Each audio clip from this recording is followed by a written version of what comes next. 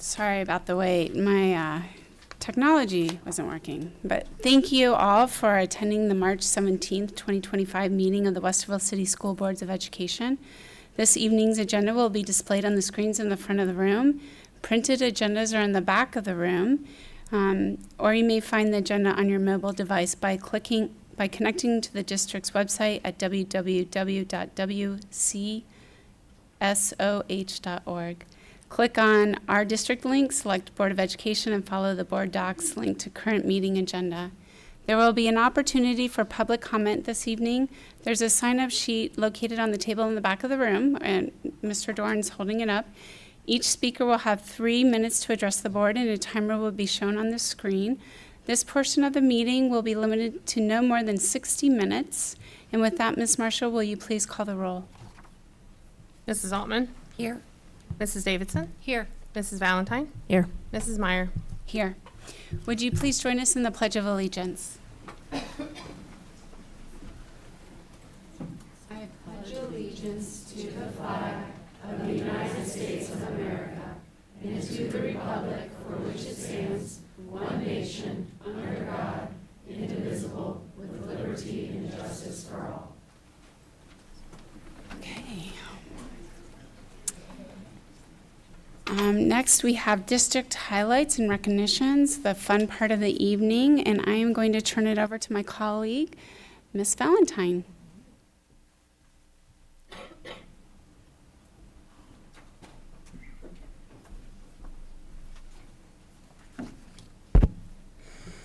All right, good evening, everyone. Thank you for joining us tonight. And as my colleague said, this is one of the fun parts of the evening where we get to have some recognition and some awards. We are going to do the Zonta Club of Columbus Outstanding Young Women in Central Ohio Award first. If Ava Graves is here, could you please come up?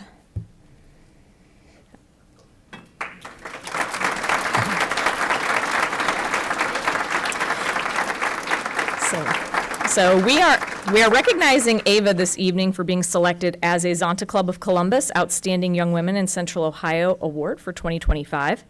Each year, the Zonta Club of Columbus recognizes 12 young women in Central Ohio high schools who exemplify the values that Zonta Club members worldwide promote and encourage: scholastic achievement, leadership, and commitment to service in her community and her school. Ava is a senior at Westerville North and has been committed to volunteerism throughout her high school career. She served as a mentor for elementary students through the Big Warrior, Little Warrior program. She teaches Spanish to third graders at Robert Frost Elementary. She's involved with the Rotary Club of Westerville's I CAN program, working with second graders at Amherst Elementary. In addition to her service work, she is also co-captain of the girls cross-country team, president of the astronomy club, and a member of the Warrior Athletic Leadership Team. She is also part of the Global Scholars Diploma program. I am tired thinking about that. Good for you. Congratulations. Your achievement is an inspiration to many of us. Thank you for your service to the community, and we can't wait to see what the future holds for you. Congratulations. Congratulations. So we also want to acknowledge Kurt Yancey, the principal at Westerville North, and family members who are here in the audience this evening to congratulate Ava.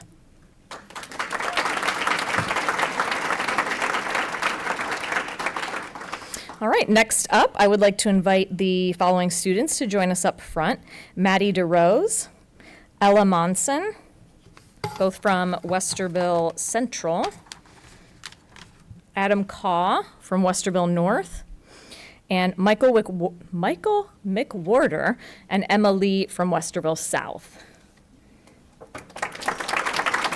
You're it. We have some other programs going on tonight, so some of the other students couldn't be with us tonight. But Maddie, Ella, Adam, Emma, and Michael were named finalists in the 70th Annual National Merit Scholarship Program. These seniors are among more than 15,000 finalists who have an opportunity to continue in the competition for some 6,870 national merit scholarships worth nearly $26 million that will be offered this spring. So congratulations on the achievement, and wish you the best of luck and success.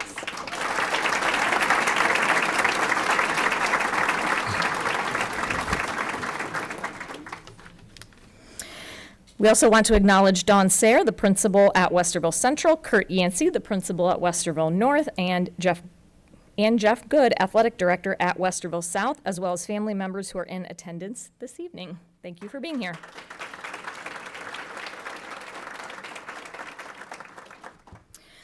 And finally, we would like to invite AJ Keir to join us up front.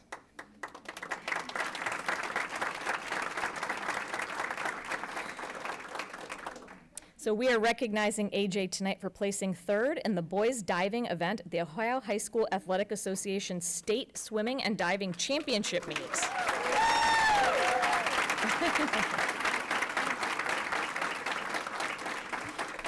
So this is quite an achievement. He's only a sophomore, so still a long ways to go and many more awards to gain. As a freshman, you placed 8th in the state championship.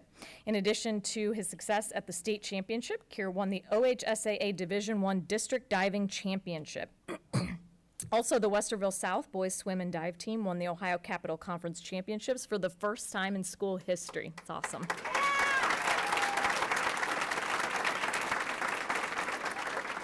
So, AJ, congratulations. All that hard work paid off.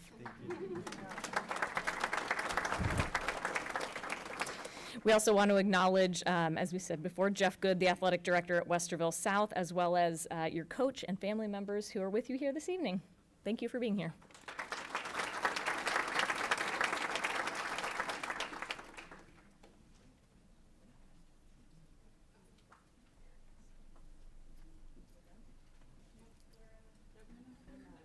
Don't go anywhere.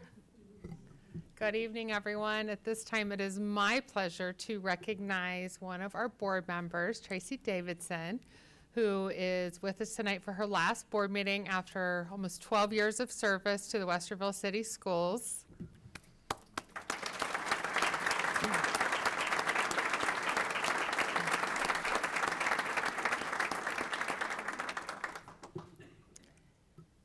And in addition to the influential work that Tracy has done with our school board, as many of you probably know, she's also been instrumental in the Big Bus, and that is a program that has continued to grow. Tracy saw a need with our students and their families, and she found a way to meet that need, and has even brought on a second bus this year, and I'm just super excited. I know part of the reason it was a really difficult decision for her to step back from the board, but part of that was commitment to her family obligations, but also to seeing the Big Bus continue to grow. So we're so excited to see what other ways you can continue to serve our students, and we know the sky's the limit.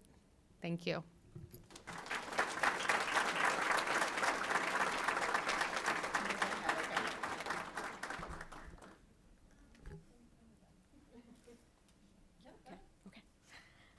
Good evening. Tonight, I'm excited to introduce a new and meaningful recognition within our district, the We Are the Ville Sportsmanship Award. This award honors and celebrates qualities that extend beyond the playing field and into our daily lives: sportsmanship, community, and positive attitude.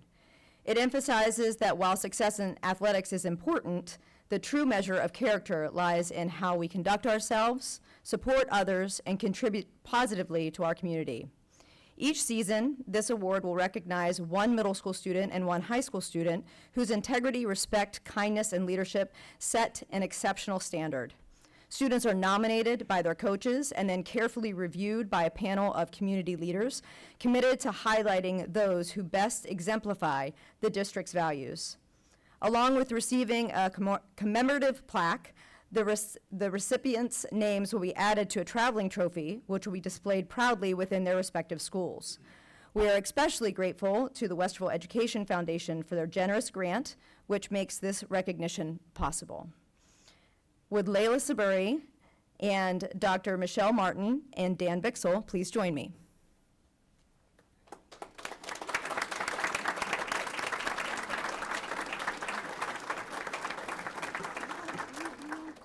Layla is a 7th grader at Walnut Springs, and she is the first recipient of the Middle School Award.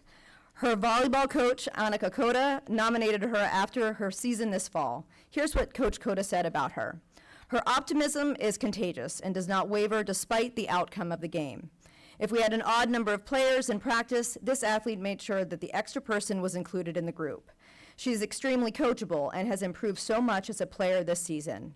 She would share tips or techniques with other players who may have struggled with something similar, whether that be an issue on or off the court. Layla truly represents her family, her community, and her team in a great way. Congratulations, Layla, for receiving the We Are the Ville Sportsmanship Award in our middle school division.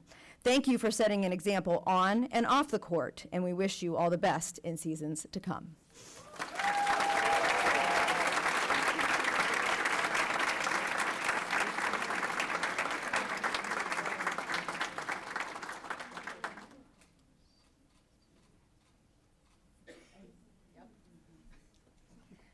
And we'd like to present the traveling trophy on Layla's behalf to Dan Bixel, the athletic director at Walnut Springs, and Dr. Michelle Martin, the building principal. Congratulations, Walnut Springs.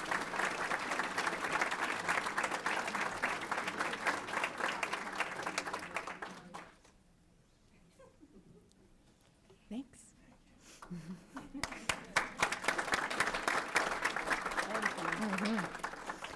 Next up, can Nehemiah Thomas, Coach Justin Ferguson, and Athletic Director Jeff Good join me?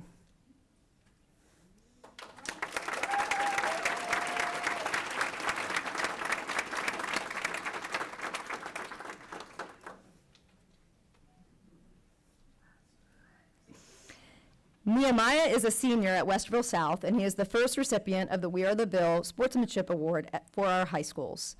His football coach, Justin Ferguson, said Nehemiah's attitude towards teamwork and leadership is exemplary. He approaches every practice and game with a relentless work ethic, motivating those around him to elevate their performance. His leadership style is grounded in positivity and encouragement. Rather than criticizing teammates who may struggle, he gently corrects them and offers constructive feedback. Coach Ferguson has seen him advocate for teammates who have been hard on themselves, reminding them that every athlete faces challenges and emphasizes the importance of perseverance. Nehemiah inspires not only through his actions on the field, but also through his unwavering character and integrity off of the field. In every interaction, he exemplifies how one should conduct themselves with respect, humility, and a relentless drive to improve. We would like to present Nehemiah Thomas with the We Are the Ville Sportsmanship Award. Congratulations, Nehemiah.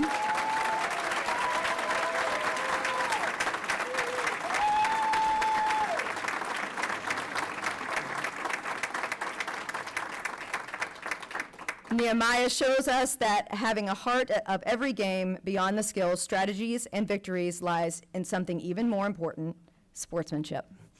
Jeff Good, the athletic director from South, please accept this traveling trophy on Nehemiah's behalf for you to display at South, and congratulations to South as well.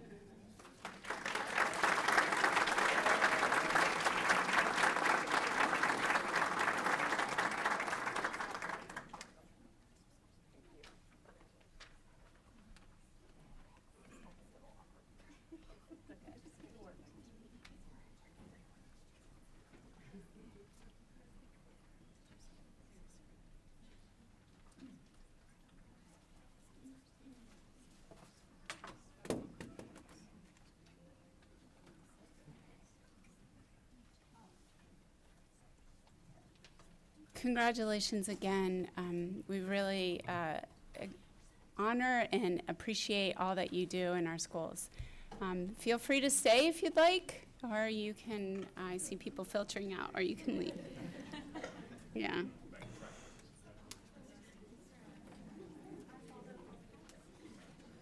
Okay.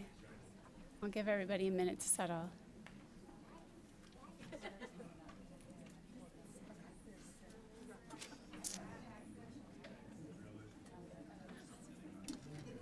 Okay. All right, next up, we have the superintendent's comments. Ms. Hamburg? Thank you. Good evening again, everyone.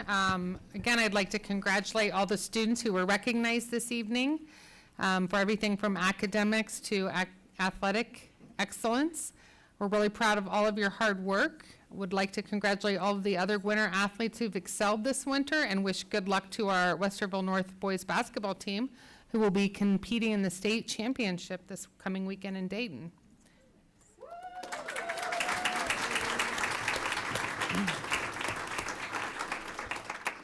Also super impressed by the sophomore that's already placing at state, so that'll be exciting to watch as well.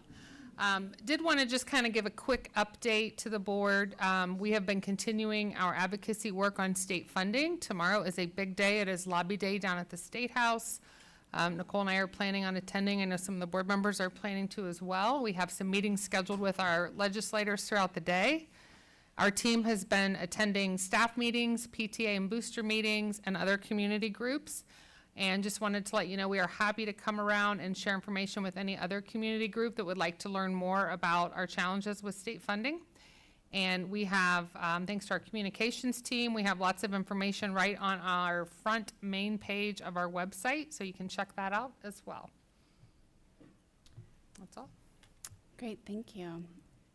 Next up, we have 5.1 is public comments, and the Board of Education welcomes public comment on educational issues of interest to our school community. The board does not discriminate based on the identity or viewpoint of the speaker during our public participation. However, the board president may limit comments that are obscene, abusive, or harassing. In an attempt to protect the privacy interests of our students, the board asks that speakers not identify students by name during their comments. Persons having public complaints about district personnel, programming, or operations will be referred to the process set forth in Board Policy 9130. Finally, the board reminds speakers that their statements should be directed to the board as a whole and not to individual members. Each speaker will have 3 minutes to address the board. A timer will be shown on the screens, and Mr. Doran will call time when 3 minutes has elapsed. Our first speaker will be Ms. Nancy McFarland. Welcome.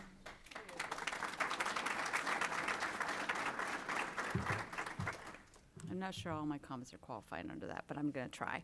So, good evening to the board, President Meyer and Superintendent Hamburg.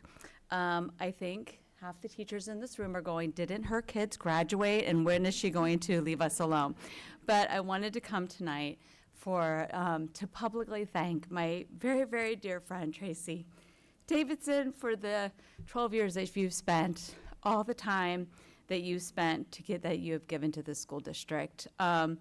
Time, more time than anybody in this room knows. Levy signs, putting markers in our kids' hands before they could get to kindergarten to write levy signs and to hand out literature, all of our walks, all of our canvassing, all of our begging for people to vote for school levies so all of these wonderful people in this room could teach in our district. I want to thank you for that. It was a huge time commitment on your part. I also want to thank you for making the tough decisions. It's not easy for any of you to sit up there and make tough decisions, and it's not hard. You get criticized, you get ridiculed, sometimes people don't understand, and sometimes everybody in this room sometimes doesn't understand why these tough decisions have to be made. But you did them, and you did them with a strong backbone, and you made me proud so many times for standing for your convictions. And again, I thank you for that. I thank you for the times when you've had to do meeting after meeting after meeting when we're opening schools and redistricting and being thoughtful about that redistricting and really caring about how the schools are going to look and how the schools are going to be able to form PTAs and PTOs and have all the support that they need to have when they open, or we have to shift kids, and being thoughtful about that and listening to the community and listening to people, and many, many emails about redistricting and going through them and being thoughtful about that. I thank you for that. I thank you for pushing for the programs, new programs in school, trying new things, pushing for reading tutors, pushing for Orton Gilliam to be done so dyslexics in our district should be properly educated. I thank you for that. I thank you for taking the time to do all of those programs. I don't think people understand all the graduations that you missed Eli's birthday, because Eli's birthday falls on graduations. So all the time that you took away from your family and your time to shake all of those graduates' hands every May that comes through, all the honors programs that you went to in the evenings, all the school plays, all the sporting events, all the PTA meetings, all of the time that you spent outside of this room and in our community. And I thank you all the times that you have gone and supported teachers and supporting support staff and everything. So thank you. Boy, that is harsh. So thank you. Thank you from the bottom of my heart, and I hope from the bottom of this community and the people in this room. Thank you.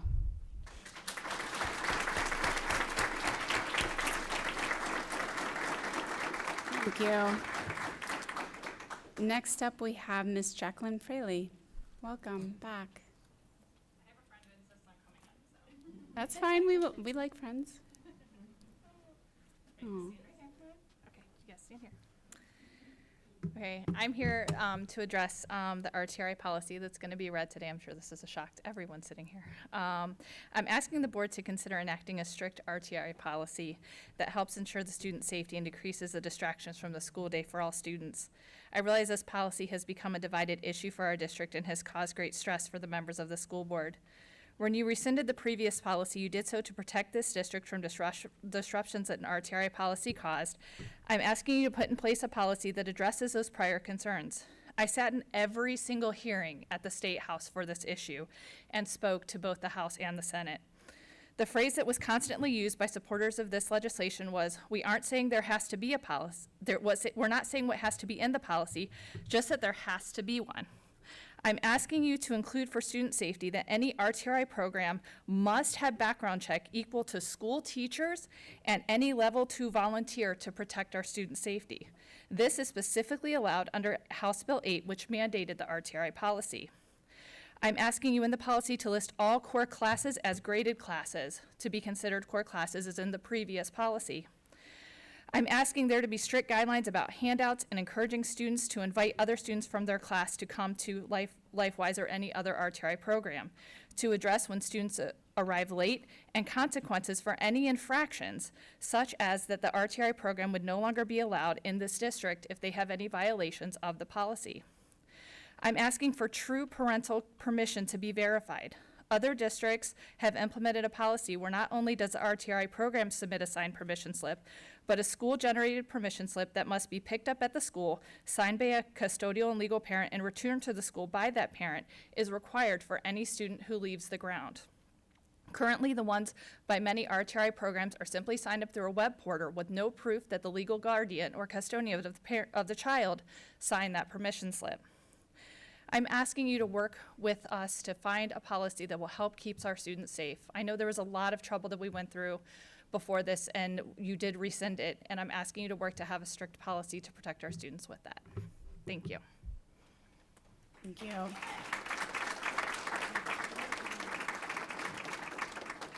Next up, we have Mr. Doug Krinsky. Welcome back.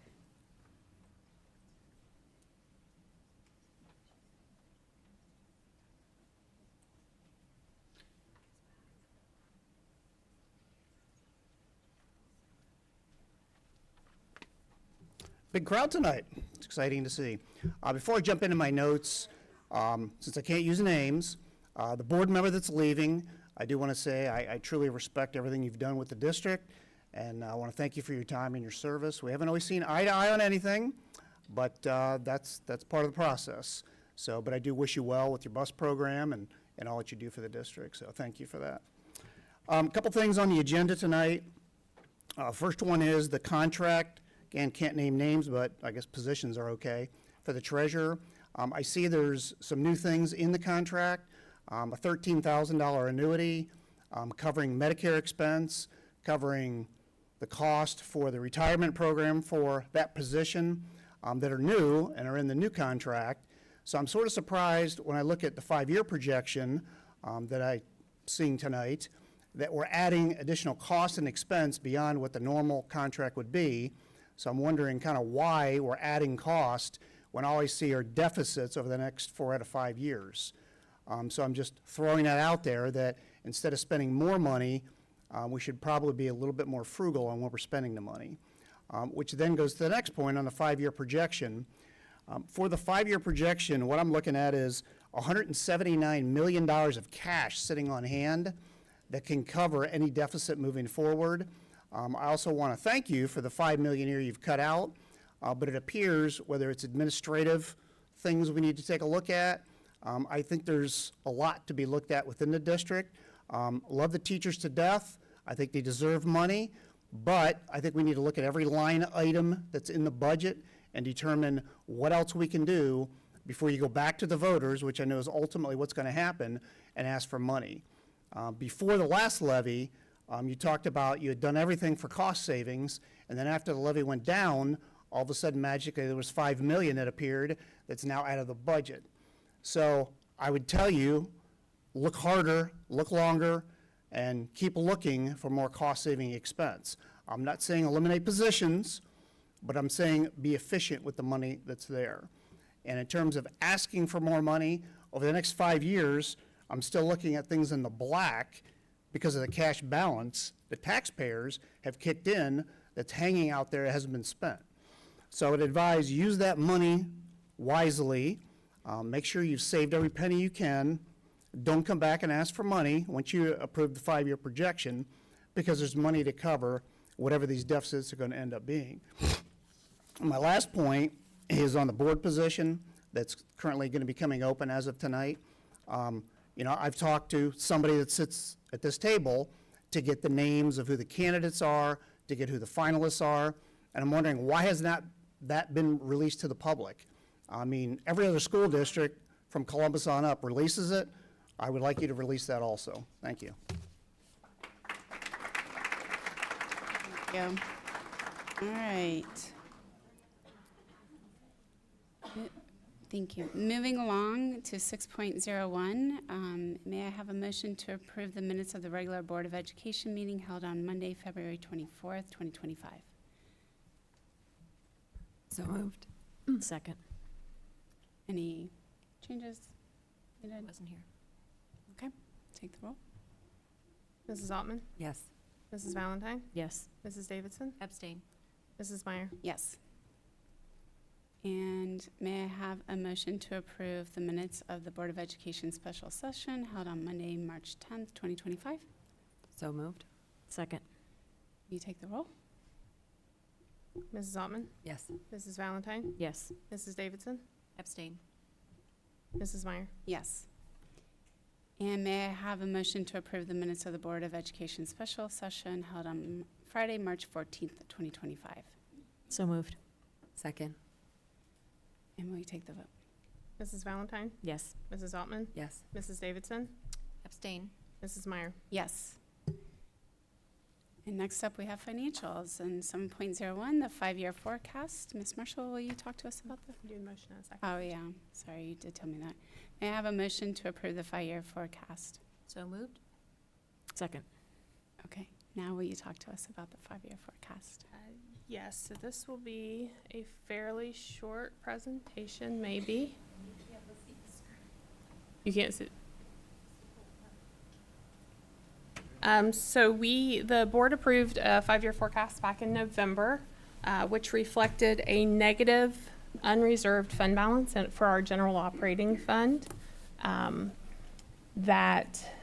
Because of that, we weren't able to sign contracts past June 30, 2028. It reflected a negative unreserved balance in 2029.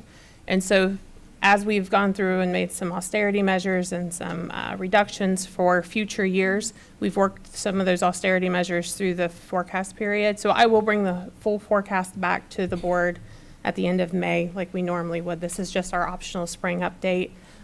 We don't normally update the forecast this time of year, but given where we were with the November forecast and for our ability to be able to sign contracts past June 30 for cost savings, normally if we can get a longer term contract, it results in cost savings overall. So I swear it's a short presentation. Only a few there we slides. go. Great, thank you.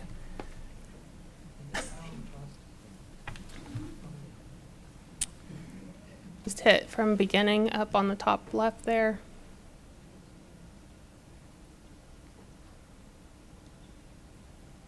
Okay. Like I said, it's the optional spring update for March. So changes from November, we rescinded the capital projects fund. So as part of the ballot planning and the facilities master plan updates and all that we were looking at with the bond issue that was on the ballot with the operating levy in November last year, We had transferred $30 million out of our general operating fund and into that capital projects fund to combine with the bond issue to be a no new millage. But since the bond issue failed, we talked about it. The board made the decision to rescind that capital projects fund, which then moved the 30 million back into the general operating fund. So that's a big change to this forecast. We would have still had an unreserved negative balance in 29, even with that 30 million being moved back. So we looked at making some initial reductions to the current year. We reached out to all of our buildings and departments and asked them to find where they could in their budget to make reductions. We were able to come up with $4.8 million. I do want to point out that means there's a lot of things that aren't happening that would have happened had we not made those reductions. So, and then we are also looking at reducing over 30 positions next year for staffing. We are a service business. Staff is over 80% of our operating expenditures, so it's really difficult to make any meaningful reductions without reducing staffing positions. And we updated budgets. We've been going through this spring, working with all of our buildings and departments, meeting with all of them, and updating their budgets for next year, which is the base year to go throughout the rest of the forecast. We also worked with the curriculum department and the technology department to update their 5-year plans. Lots of delayed or deferred updates with technology and curriculum through that process. And we eliminated the transfers out to the capital improvement fund for turf replacement. So we had been transferring $65,000 a year to build up a savings for an eventual turf replacement in our high schools. We eliminated that transfer out of the general operating fund, which means the PI fund will have to cover that in the future when that needs to be done, which means something else wouldn't be happening because of that. So this is just a snapshot of overall revenues that are in the forecast now. I do want to mention state funding is very uncertain at this time. This does not reflect the governor's projections. We lost overall $4 million. That state revenue includes one-time stipends for teachers for the science of reading that is just a pass-through. It is not additional operating revenue for the district. So we lost a pretty significant amount this year. And then going forward, those 2023 reappraisals will affect us as the formula continues to update. But that could look completely different when we come back. It would be next November, this upcoming November, once the budget's actually approved. So, and this does include that. I do want to mention that bump there. That is that $30 million transfer back in from the general operating account, or from the capital projects fund to the general operating account. That's not actually a bump in revenue. And then expenditures, this is what's updated after the austerity measures, and then continuing updates with inflationary increases as needed. And overall, this is the changes. So I do have that right side highlighted a little bit. So 25 through 29, those are our projected years. We're currently in fiscal year 25. I feel like that highlight's not showing up very well. 22, 23, and 24, we had ESSER funds that were covering some expenses during that time. All of those expenses have since come back into at least the expenses that were new expenses came back into the general operating fund. That the two weird peaks, that was the transfer out, so our expenses were up of the 30 million, and then the transfer back in of the 30 million is bumping our revenue up in that year, so that's why you see that weird peak. So overall, this is where we're at. This does give us a slight positive unreserved fund balance. It's about $14 million, a little under $14 million in 2029, so we will be able to approve contracts after this. And just as an example with the contracts, our copier contract, the lease is up, and so we were looking previously at only being able to sign a 3-year lease, so this gets us back to 5, which is we would anticipate just for that contract alone, a 6-figure savings by being able to sign a longer lease. Yeah. I do want to point out that even with the austerity measures that we've made, so the red line on this is our expenses. The green line is our revenues. our projected revenues are well under where our projected expenses are. So we will have to come up with a solution to get those numbers a little closer together before our cash balance is depleted. And so, all right. Any questions? Nicole, can you talk a little bit about collections? So after we put a levy on the ballot, all about the timing of collections depending on. Sure, that would be, let me go back to that slide. I think it'd be helpful to look at that. How that So works. we were on the ballot in November of '24, and had that passed, it would have been assessed in tax year '24. The first collection year would have been calendar year 2025. So that would have meant we would have had a half-year collection in 2025, and then a full year beginning in 2026. So if we are on the ballot in '25, the first year collection would be calendar year '26, and it makes no difference if we're on in May or November. The first year collection would be 2026, so that would give us a half-year collection in '26 and a full-year collection beginning in fiscal year 2027. And so it's always lagged a year behind, and then we're only we run mid-year fiscal year, so it's very complicated. Yeah. Can you also talk to us a little bit about the cuts that have already been made? You know, someone had mentioned 5 million. It's actually been 8 million that will be made. A little bit about that. Yeah, so the 4.8 million was the current year budget reductions that we did, but we also made reductions, the curriculum and technology 5-year plans that we were talking. So it's over, I think it's over 2.4 million altogether throughout the forecast period. And then the positions, the staffing positions, were over $3 million in reductions with the staffing positions between salaries and benefits with that. And can you, again, explain for us this, we need to have 90 days cash on hand. You know, we hear that we're in the black, and looking at this, could you tell us, you know, having cash on hand, when we might not be able to sign contracts as a result of falling below the 90-day Right, balance? so that unreserved fund balance line on the 5-year forecast, it's actually numbered. We have, the forecast is attached to this agenda here, but that is what we can use to certify the certificates that are required to sign long-term contracts, any appropriations measures, any wage schedules, or anything like that. So, or any contract over $500,000. So that's the line we look at. If that line is negative, we don't have the ability to certify anything because the forecast is telling us that we don't have the funds available for that. So just And like, so the 90 days is meant to be, to give us, so our, if you just take our total expenses divided by 365 days out of a year, we spend about $634,000 daily just in our operating fund. And so the 90 days gives us the ability to have adequate reserves should we have economic downturn. I've been having this conversation with some of our state legislators that feel like they don't have to fund schools because they have cash balances right now.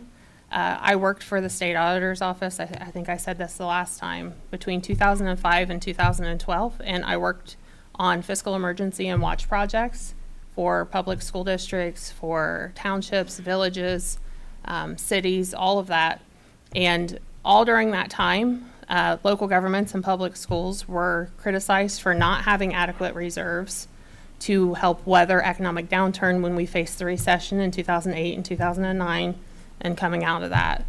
And this district, so in June of 2011, this district actually had to delay a payroll to July of 2011 across fiscal years because of cash flows issues. There wasn't enough cash to make payroll, to meet the payroll needs of the district at the time. And so I think it's responsible. We have board policy. We worked with our district finance committee that includes representatives from all of our employee groups and our different community members that help develop that policy. And that's what we look at right now. so just like any we're always told businesses should have, and us and our family should have a reserve for a rainy day, 3 to 6 months. And this is really following that smart business model, making sure that we are able to continue to operate if there should be an economic downturn. Yeah, I think the other thing too is we have to remember we're subject to the state's 2-year budget process. We're required to do a 5-year forecast plan, update it twice a year, and submit it to the state. But the state does its budget every 2 years, and like we have seen with the governor's budget, if his proposal went through the way it is, that would be another $6.9 million loss to us over the biennium. We've already lost $4 million this year. That's a significant drop in operating revenue over a 3-year period. And if you continue to read through his budget proposal, there's like 30 plus new requirements that public schools are required to do. And, you know, I tell everyone, I don't know any business model that works by decreasing revenues and increasing services. No business would run that way. And I don't know why the state expects us to run that way. But that's seems to be what continues to come out. And so right now, our state share is 23%. 23%. And over the biennium, if the governor's budget should pass the way it is, it would fall to 11%. Yeah, Which and the minimum means- state share is 10%. Right, which means then that Would be near falls the on minimum. us, the taxpayer, local Yeah. taxpayer. We are considered a wealthy school district in this area in Ohio. And we have 43% of our students qualify as economically disadvantaged. So it's the metrics that they're using for that determination. They're looking at property value and they're looking at resident income and they're comparing us to the rest of the public schools around the state. But we don't get any benefit on the other side of the equation that the cost of living is also higher in this part of the state, which is frustrating. I think the other thing to point out too, Nicole talked about the uncertainties with state funding in the biennium budget. There are also a lot of uncertainties around our federal funding as well right now. So we get $7.5 million in federal funding. The majority of that money goes directly towards staff positions, salaries primarily for special education and reading instruction. And with all the talk of potential cuts or shutting down the U.S. Department of Education, you know, the conversation has been around, well, it'll be no problem. They'll just flow that money through the states. I did ask some of our local legislators, does that mean we would get that money directly given to Westerville so we can continue the continuity of those services? And the answer was that they would have to look at what that would look like for us. So our concern is with that, if they would apply their state share or some other type of reduction based on our wealth factor, we could be looking at a reduction in our federal funds as well. So obviously lots up in the air from a federal level, but that's another piece that we're watching very closely. I'm glad you brought that up. The other thing that I'm reminded of is I attended a property tax relief seminar held by some of our local legislators, and there are a series of bills that have been introduced, and it's around providing direct relief to property owners, which sounds amazing, but also it means expanding homestead, which is, right now it's an exemption that senior citizens or permanently disabled Ohioans are able to get. There's also a military homestead exemption that they've added recently. And right now the state reimburses us for all of those dollars that are lost to the homestead exemption. The proposal would expand that exemption to an even greater number, and then the state would reimburse us 50% of any dollars lost from that exemption. And then they have the property tax rollback, which had been around forever. It went away for all new levies after 2013, but there was an automatic 10% reduction for property taxes for residential. And then if you lived in the home, so owner occupancy credit was another 2.5%. So 12.5% that went away after the 2013. So Important to mention, the state reimbursed it to the districts. the state reimbursed the district for the 12.5%, the 10% and the 2.5%, the full 12.5%. And so then they eliminated that exemption for all new levies after 2013. So it automatically made every property tax levy 12.5% more expensive to any homeowners. But it didn't give the district any additional dollars on those levies. And I've shared a graph on here before, Dr. Howard Fleeters with the Ohio Education Institute, Policy Institute, that he has put the data together about since 1975 to 2022, the state has shifted the property tax burden away from businesses to homeowners and farmers by 20%. And the state has acknowledged through all of this property tax reform stuff that their policies have basically screwed our property tax system up to the point to where when these new reappraisals came out, while we didn't get additional dollars at the level that I think everybody thinks that we did, a lot of people saw some pretty big shifts in their tax bills, which has caused a lot of angst and just people that can't afford it. And so they're looking at everything they can do to fix it right now. But when you're a district that 64% of your revenue comes from your local property taxes, and the state's model is designed to make our local residents pay more the wealthier our community looks through property taxes or an income tax, which is also on our residents, we don't really have much. I mean, we don't charge fees for our services. We are a public service. This is why we exist. So it's very frustrating right now to see all of that. So I think it's important that we maintain that 90-day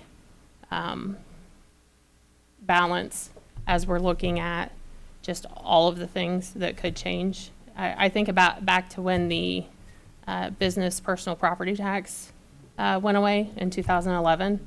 They eliminated that tax in the name of economic development, and then they reimbursed schools for a period of time, and then they eliminated that reimbursement. And they are looking at the homestead and rollback reimbursement that we're currently receiving on the old stuff. They talk about that every time they talk about the budget. So lots could change.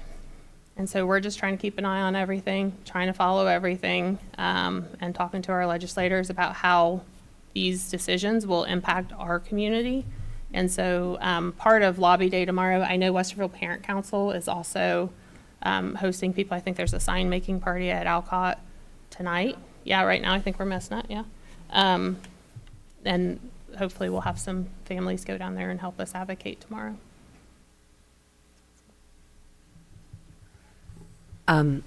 So for folks who don't know, and you can correct me if anywhere along here that I'm wrong, but when we think about the state, the GRF, the General Revenue Funds, operating dollars, that the state biennial budget that's being sorted out now, I know a lot of people know this, but I just want to reiterate that process. So the governor introduced a budget. Now the House is working on their version of the budget. My understanding is somewhere around April 8th or so, they're going to introduce their version. The first. So Okay, then so you- all of the amendments were due by Friday. And so they'll be working through April the 1st, and they're supposed to introduce their sub-bill. And then they should have hearings from that point until, I think they're trying to get it in front of the full House by the 9th. The 9th, for a okay. vote. Might be the 8th, but I think I heard the 9th on Friday, when I was on a call on Friday. Okay, But they should have some hearings at some point okay. with the Finance Committee, the House Finance Committee. Yep, so keep an eye on all that, but then we're not done. Right. Because once the House is done, then it goes to the Senate. And the Senate, you sort of start the process over in a Yeah. sense. All the advocacy with state senators, which of course you can do now, but it'll be in their hands once they see what the House bill looks like. Then it goes to the Senate side, and then they'll conference it once the Senate has something in. So conferencing, what, May, June? And we always hope that there's a signature, governor's signature by the end of June, so things can continue to function. But that's kind of what this process looks like over the next few months. So in any case, that's where we are with the House now. It'll go to the Senate, then the conference, then for the governor's signature. So lots of opportunities to be heard, but the sooner the better. And I just wanted to ask for clarification. So, you know, we have a biennial budget. We have to do a 5-year forecast. It's a little challenging, but we do it because Right. you don't know what's going to be in the next biennial budget. We don't even know what's going to be in this very next one, let alone the one after that. Right. Do all other entities that receive state funding have to do a 5-year forecast? No. So actually more than just this, but so like the non-public schools that receive the private vouchers, they're not required to do any 5-year forecast or anything like that, so. Yeah, and other agencies and so on don't either. But yeah, I mean, in our case, that's primarily the point, is this exercise that we have to go through. And it's always good to forecast and do your best at that, but those entities that are receiving state tax dollars to educate children don't have to go through this process. Yeah, and they are receiving over $1 billion a year, and they don't even go through the financial audit process. So we do go through the financial audit process, and I got an email today that our audit was released, and so we are expecting another Clean Audit Award, which I'm very excited about. I am trying to get State Auditor Faber to a board meeting. He's come once, so I'm hoping I can get him out here. I'm going to try for April the 7th, so Awesome. Thank you for all your work on this. takes a village. So. Any other questions? No, I want to just state something really quickly. I just want to thank those who have gone down and testified already on the budget. I know that Nicole has. I know there's some parents that have as well. I've submitted testimony. Those that are going down tomorrow and Wednesday, thank you. But as my colleague, Ms. Altman said, there's plenty of opportunity, so please do so. All right. Yeah, take the roll. Mrs. Davidson? Yes. Mrs. Valentine? Yes. Mrs. Altman? Yes. Mrs. Meyer? Yes. And may I have a motion to approve the purchases in accordance with Ohio Revised Code 5705.41D1 and Board Policy 6320? So moved. Second. Talk to us, Ms. Marshall, about this. Yes, we have two. These are what we call then and now purchase orders. It's where we have a purchase order that's open after an invoice date. And so these are both for our special education department, and they are for students who are attending who are in the juvenile attention system. That's not a typo. That really, we didn't know that this was coming, and so that's why we don't have a then and now, but we do budget for this every year. We can have these things pop up from time to time because we're required to cover the cost of education for those students, so. Any questions? Okay, will you take the vote? Mrs. Valentine? Yes. Mrs. Altman? Yes. Mrs. Davidson? Yes. Mrs. Meyer? Yes. And may I have a motion to approve the financial report and investments for February 2025? So moved? Second. Ms. Marshall, will you talk to us about this too? Yes, so this month, we're going over February's month end. And so for year-to-date receipts, for the general fund, we had $206.1 million. Year-to-date expenditures, we had $149.4 million. And we ended with an unencumbered year-to-date fund balance for the general fund of $209.3 million. For all funds together, we had year-to-date receipts of $260 million, year-to-date expenditures of $241 million, and we ended with an unencumbered fund balance for all funds at $245.7 million. Any questions? Okay. None. Will you take the vote? Mrs. Davidson? Yes. Mrs. Altman? Yes. Mrs. Valentine? Yes. Mrs. Meyer? Yes. And may I take the personal consent agenda as one? All right. May I have a motion to approve the personal consent agenda 8.01 through 8.13? So moved. Second? Welcome, Mr. Cooper. Good evening, President Meyer, members of the board, Ms. Marshall, and Ms. Hamburg. Tonight's personnel consent agenda includes action items with regard to resignations, retirements, leaves of absence, contract status changes, one-time pays, and other employment-related decisions. We have several staff members who have announced retirement on this evening's agenda. Mary Zarley will be retiring at the end of the year after 14 years of service to the district. Beth Hammond with 26 years. Betsy Johnson, 29 years. Kelly Modlick, 26 years. Stephanie Morris, 33 years. Pam Warwick, 27 years. And Terry Yates, 7 years in Westerville City Schools. We appreciate all these individuals have done for our students and certainly wish them the best in their years of retirement. At this time, I'm happy to take any questions you may have. Any questions? And congratulations to our retirees. Thank you for your you. service. All right, will you take the vote? Mrs. Valentine? Yes. Mrs. Davidson? Yes. Mrs. Altman? Yes. Mrs. Meyer? Yes. And is it okay if I take old business as one too? All right. May I have a motion to approve old business 9.01 through 9.07? So moved. Second? Any discussion, comments, questions? Okay. Ms. Marshall, will you take the vote? Mrs. Valentine? Yes. Mrs. Altman? Yes. Mrs. Davidson? Yes. Mrs. Meyer? Yes. Next up, we have new business. 10.01, the first reading of policy 5113, inter-district open enrollment. Wow. Welcome, Mr. Dorn. Thank you, and good evening, President Meyer, members of the board, Ms. Hamburg and Ms. Marshall. I'll actually present the next two policies for your consideration.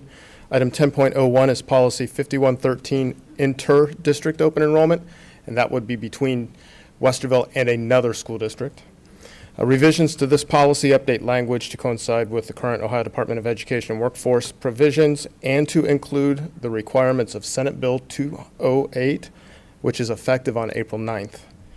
To permit a student who is not a native student of the Westerville City School District to open enroll in the district if the student's parents is an active duty member of the Armed Forces of the United States who is stationed in Ohio and who provides the district a copy of the parent's official written order verifying the parent's status as an active duty member of the Armed Forces.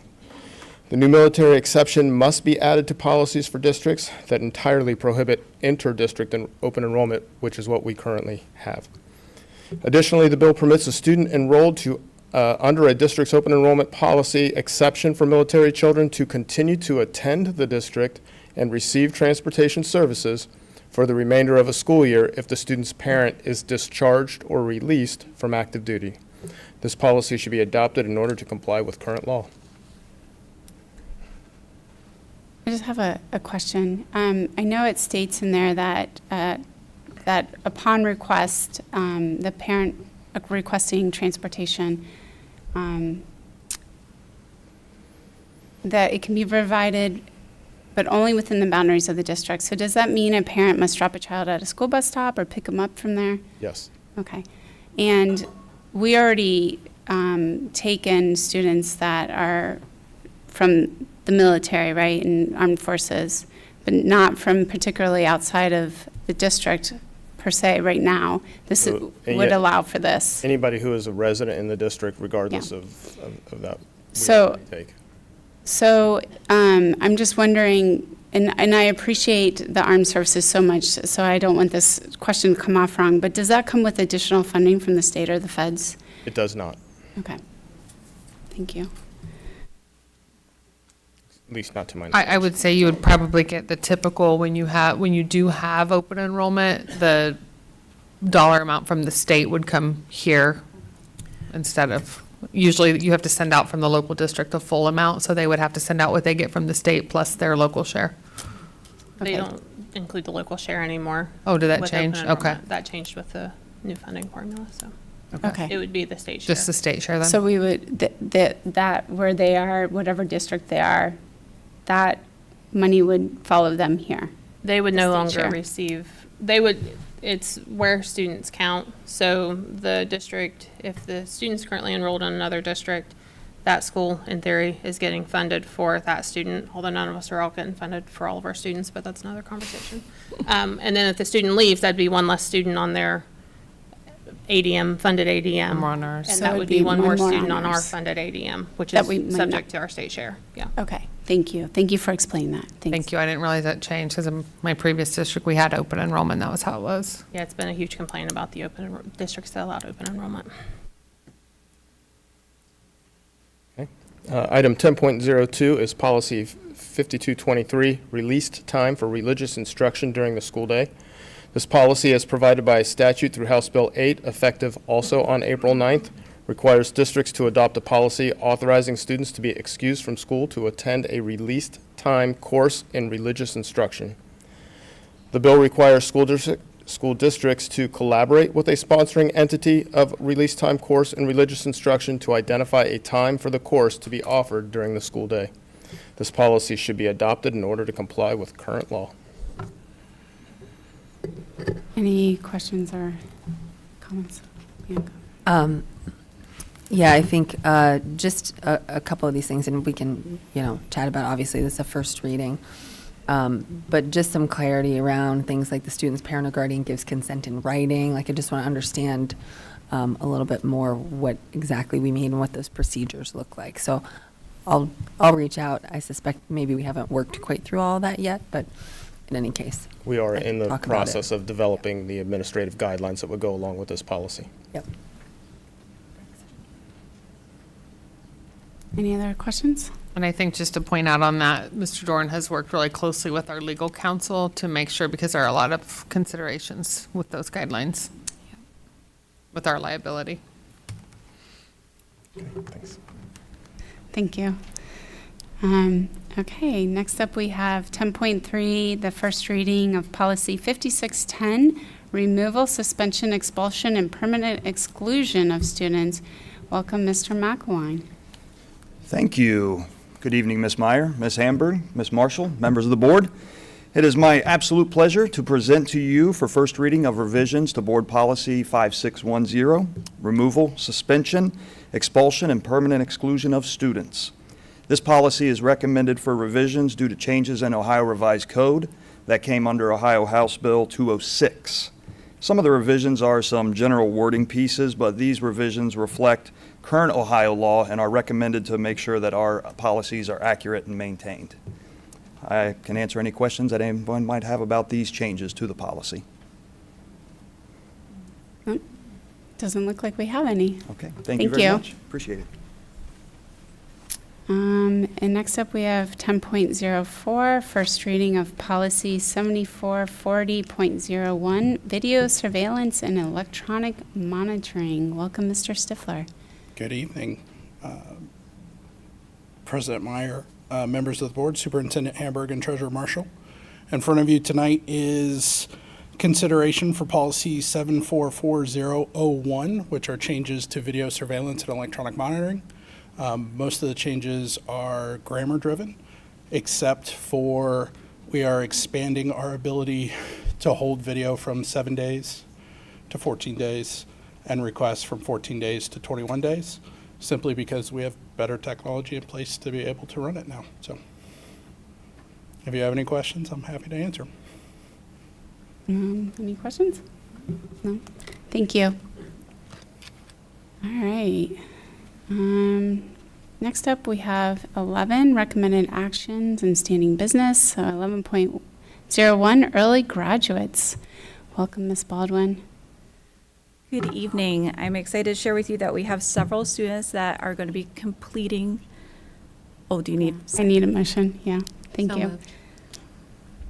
Is there a second? Second. Okay.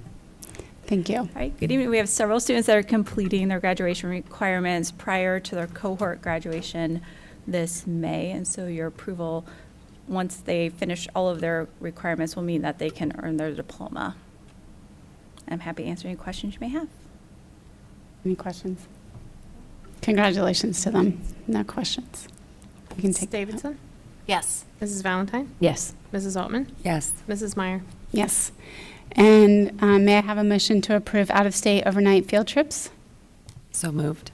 Second. And Ms. Baldwin, will you talk to us about this? Yeah, good evening again. We have one trip request. This is Westerville Central's softball team traveling for spring break to warmer weather for practice. And I'm happy to answer any questions you may have. Sounds nice. I don't think there's any questions. Thank you. All right, thank you. Can you take the vote? Mrs. Altman? Yes. Mrs. Valentine? Yes. Mrs. Davidson? Yes. Mrs. Meyer? Yes. In 11.03, may I have a motion to approve the resolution accepting the amounts and rates as determined by the Budget Commission and authorizing the necessary tax levies and certifying them to the county auditor? So moved. Second. Ms. Marshall, will you talk to us about this? Yes, so last month you approved the updated rates from 24 collection year 25. So now these are the estimated rates for collection 20, or for calendar year 2025, collection year 2026. And then we'll come back in February next year and approve the rates for actual collections for 25. So this is just the estimate for them that they've already sent tax bills out for, by the way. So. Well, that's next year, but yeah, from last year. Okay, thank you. Any questions or comments? All right, will you take the vote? Mrs. Altman? Yes.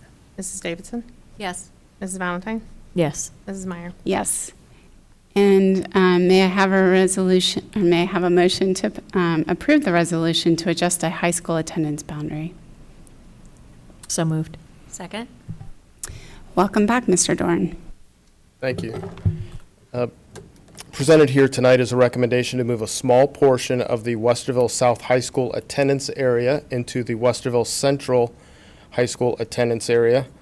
Pre-K through 12th grade, there are 15 students in the identified neighborhood. The neighborhood is currently slated Point View Genoa South. The change would change that to Point View Genoa Central. The handful of Genoa students are the only students at Genoa who eventually go to South. This change will now keep all Genoa students moving to their high school together. This neighborhood is south of I-270, west of Cleveland Avenue, as shown in the exhibits, and just right at the Home Depot if you need a marker like that. It is recommended that the board approve this change tonight so that the 8th grade students' schedules can be completed for the appropriate high school during this scheduling process. Scott, did parents request this? Just curious. We did have, there's a very small number of 8th graders currently at Genoa who did request it. They brought this to our attention, and just as we started moving through that process to take a look at it, it was very obvious right off the bat that this made no sense the way that we were doing it. So this is just it's really a correction. We should not have been doing this. So what we have done, though, is given the students who are already attending Westerville South the opportunity to stay, and everybody else is being transferred to Central. Thank you. Any other questions or comments? Okay. I'm assuming that the parents of those kids have been notified. Yes. Okay. Are we ready? Okay. Thank you. Mrs. Valentine? Yes. Mrs. Davidson? Yes. Mrs. Altman? Yes. Mrs. Meyer? Yes. And next, may I have a motion to approve the resolution to award contract to TPV Design Build, Inc. for the Hawthorne Elementary renovation project? So moved. Second. Welcome, Mr. Swartz. Thank you, President Myers, Superintendent Hamburg, Treasurer Marshall. So I'm here to talk about resolution approving a contract for renovation work at Hawthorne Elementary to TPV Design Build Incorporated in the amount of $188,100 even. This is for Hawthorne Elementary, as I said. This is bond funds, 004, so 2019 bond funds. This was part of the original facilities master plan. The project involves creation of a couple SLC or small group rooms, both on the cafeteria stage, as well as a small underutilized dining room off the student dining room. 5 bids were received, and the work is forecasted or scheduled to be done August 1st, 2025. With that, I'm happy to answer any questions. It looks like there are none. Thank you. Mrs. Altman? Yes. Mrs. Valentine? Yes. Mrs. Davidson? Yes. Mrs. Meyer? Yes. And may I have a motion to approve the amendment to the treasurer employment contract effective August 1st, 2021, and the treasurer employment contract effective August 1st, 2026? So moved? Second. Ms. Marshall, do you want to talk to us about this a little bit? Yes, thank you for, having this on the agenda. So I am currently in my second contract with the district. By law, a treasurer and superintendent can have up to a 5-year contract. The end of my current contract is July 31st, 2026. And the new 5-year contract would begin August 1, 2026 with your approval tonight. I've asked the board to amend my current contract to freeze my salary for next year at my current year salary and to eliminate any compensation, any additional compensation that I currently have for performance pay. I do want to make sure that it's very clear that there is nothing new added to my 5-year contract. The only difference is the elimination of the performance compensation and a change in my vacation days, which I will be in year 8 with the district, and I've had the same number of vacation days since I started with the district, and the ability to cash some of those days out because I don't always get to take vacation like I want to. So that's what's on here. It is an overall savings to the district from what I currently have in my contract. It is a pay decrease for next year, but an overall savings through the life of the contract of over $63,000 to the district that I've calculated. So nothing was added that was heard tonight. So. Yeah. Thank you. I just want to thank you for your thoughtfulness, Nicole. I know these decisions, the fact that we didn't pass a levy, the fact that we don't really know what's coming down the pipeline, I just really appreciate your thoughtfulness as we're, making hard decisions here. I do want to make that clear. Like, I couldn't ask the board there by my contract, assuming that you've found my, work satisfactory. I would see a pay increase going into next year, and I have a hard time accepting that, knowing that we're reducing positions, that we failed a levy, and just all of the things that we're dealing with right now. I wouldn't feel comfortable taking that, so that's why I've asked for this amendment to my current year contract. And I love this community. I'd love to stay. I hope to retire on June 1st, 2038 from this community, from this district. I have a daughter in school here. She's going into high school next year, and I would love to get a new 5-year contract for that. Thank you. I just want to echo Christie's sentiment because that is not something that a lot of people would think to do. And you're being very thoughtful about this. And unfortunately, the financial situation with the district is what it is for right now. But we really appreciate your creativeness. Thanks. And this is a period in which you have, and I know because of your commitment, will continue to work even more hours. We encourage you to take that vacation. We know you can't always do it. Yes. But just really appreciate you doing this because every little bit that we can keep in the classroom is where we're trying to keep it. So thank you. I just want to add, that it's very standard with the superintendent or treasurer contract to do them this much in advance of when they expire, just in case folks aren't aware that that's a normal thing under statute for our positions. So Nicole, I thank you very much for doing this. I know it's hard, and you take all of this personally. I know you love this district and our staff and our students, and I appreciate you. You are the best treasurer. We're so lucky to have you. I agree with that. Okay, can we take the vote? Mrs. Davidson? Absolutely, yes. Mrs. Altman? Yes. Mrs. Valentine? Yes. Mrs. Meyer? Yes. All right, next we have 11.07. May I have a motion to approve a settlement agreement? So moved. Second. Will you take the vote? Mrs. Altman? Yes. Mrs. Valentine? Yes. Mrs. Davidson? Yes. Mrs. Meyer? Yes. Next up, we have board comments.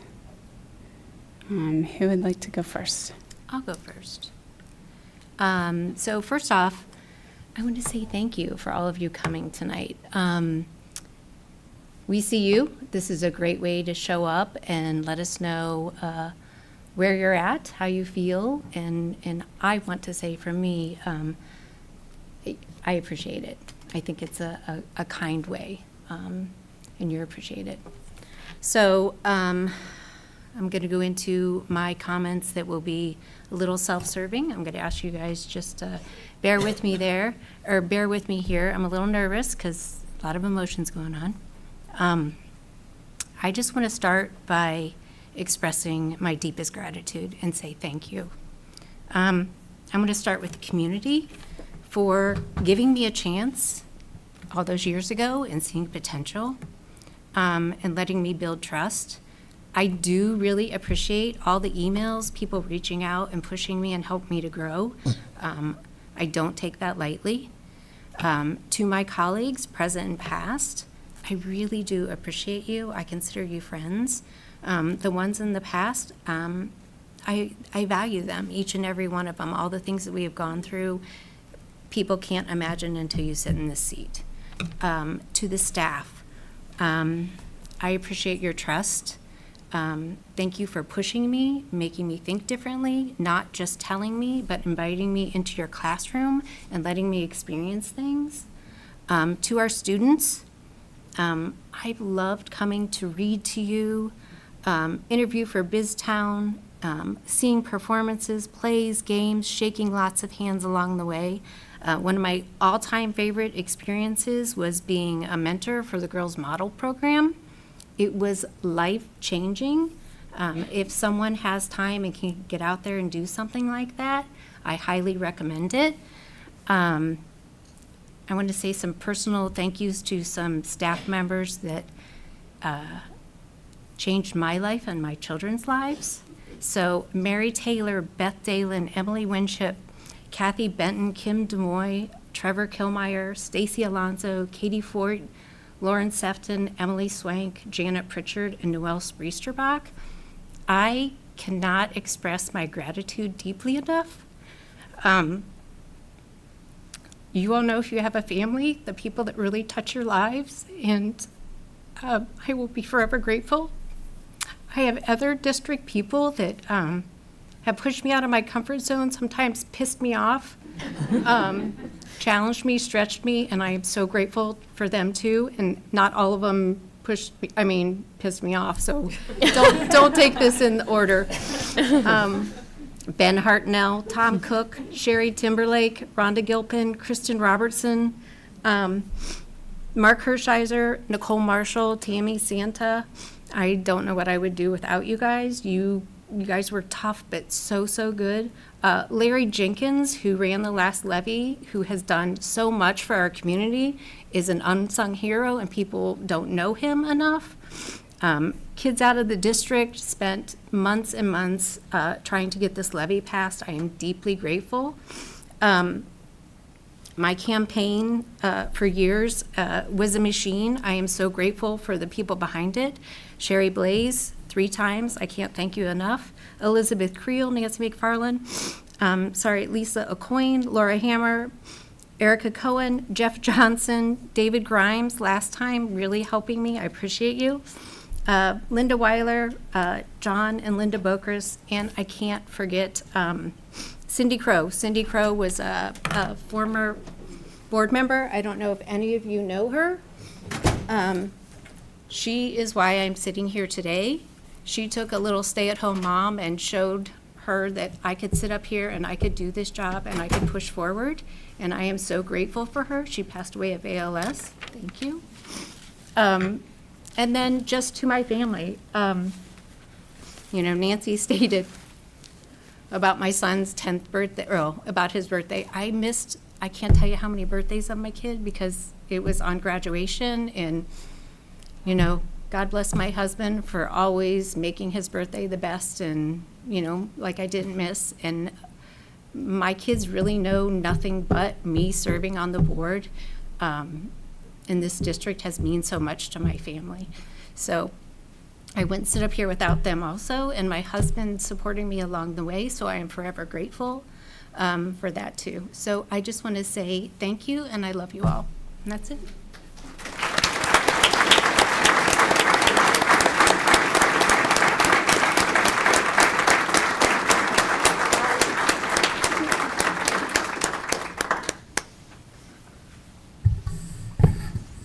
Okay.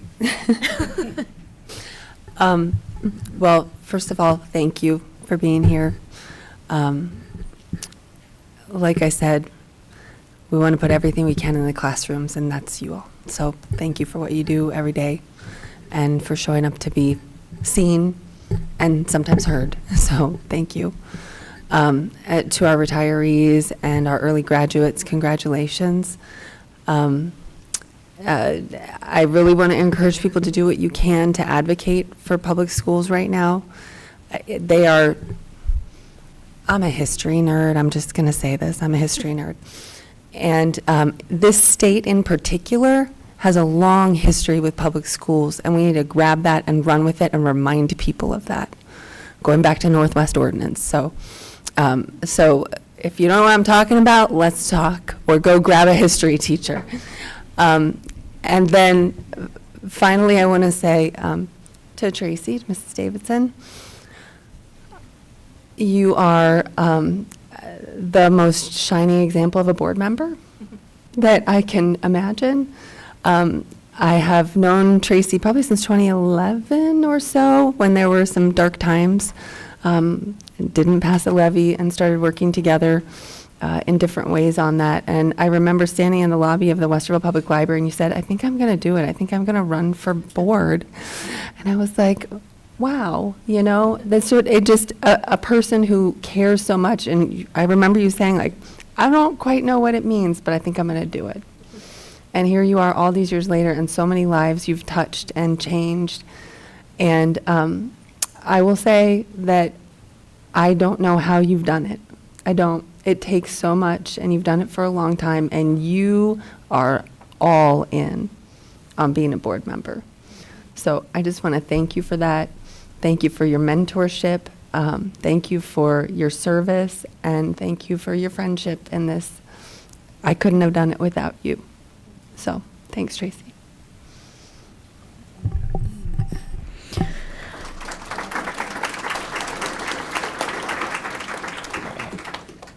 So I will echo the congratulations for all of the retirees. My goodness, some of those in the 30-year mark. That's incredible. Congratulations to all the award winners tonight. Congratulations as well to the North boys basketball team. I'm a huge basketball fan. I might go to the game this Friday. I don't know. So Tracy, we have not had the pleasure of serving too long on the board together, but what I do know without a doubt is, aside from just being an amazing board member, you have been amazing for this community. You're all in for the kids, for the community. And I am really excited that you're kind of staying in the fold with the big bus and helping to grow that, because, like was mentioned before, you saw a need and decided to do something about it. Not everybody does. So thank you so much for your service and for everything that you've done for the district. I can only aspire to do as much as you can, honestly. Thank you. Well, I echo those congratulations. I also want to just say there was a really great NPR story on about Westerville City Schools this morning. If you didn't catch it, it was highlighting how we have really done a good job in reducing learning loss in math. So congratulations to all of you in the district. Thank you for what you do and the team. If you haven't heard it, go back and listen to it. It makes you feel really good. And then thank you all for coming out tonight. It is really important that you're here. I do appreciate, like my colleagues have said, when people reach out and inviting us into your classroom. We get to see what happens, where the magic's made. So thank you for all that you do. And then to Tracy, I'm going to try not to cry, because I'm a crier and I'm a sympathy crier. So this is probably going to be rough for me. But I just really want to thank you. You lead with empathy, and you always center the student. You are always mentoring. You're always picking up the phone. We're always having a lot of conversations. I remember coming to you years ago and saying, I really want to be grounded in my own community and give back to the community that gave to me. And you inspired me to run, and you showed me the way, and you helped me, and you mentored me, and I'm forever in debt. But also, I'm forever in debt for all the things that you've done here for my children, too. So thank you so much. Whew.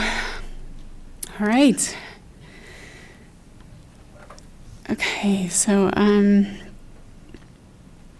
the board will meet in regular session on Monday, April 7th, 2025 at 6 p.m. at the Early Learning Center, which is here, 936 Eastwind Drive, Westerville, Ohio. And with that, may I have a motion to move into executive session for the purposes of